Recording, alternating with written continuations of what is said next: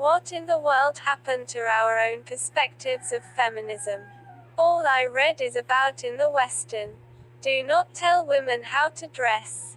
This statement completely contradicts of teachings of Islam.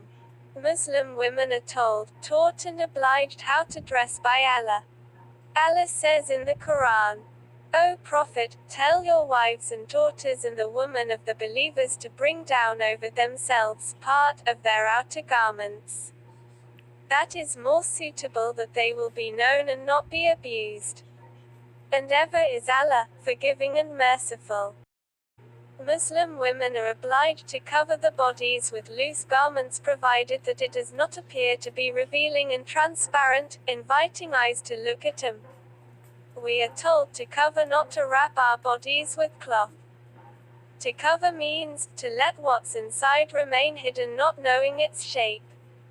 To wrap means to let what's inside hidden but knowing its shape, allowing others to imagine its content. Why does Allah tell us to dress women this way? The answer is simple: to protect them from danger, rape, lustful intents, etc. Islam is a way of life.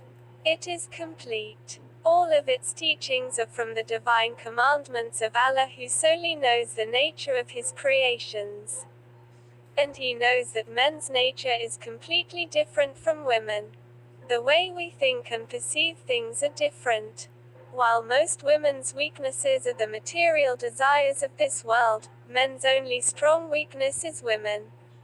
Why was Adam alayhis salam tempted to eat from the forbidden tree?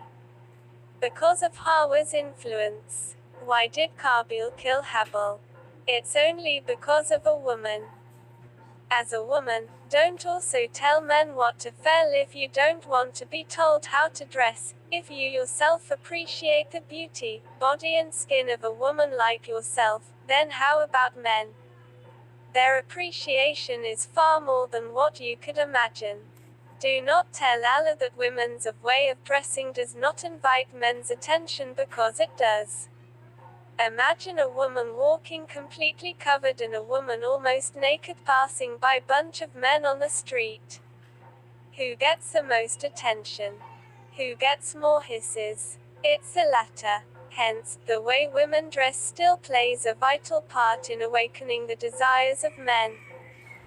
The issue of the presence of rapists, again, roots from the normalcy of being naked in public in the status quo. Men's eyes are being exposed to different kinds of bodies of women roaming around the streets, slowly affecting their mentality and desires. Pornography, on the other hand, is almost readily accessible anytime, anywhere by men of all ages. Who is to blame?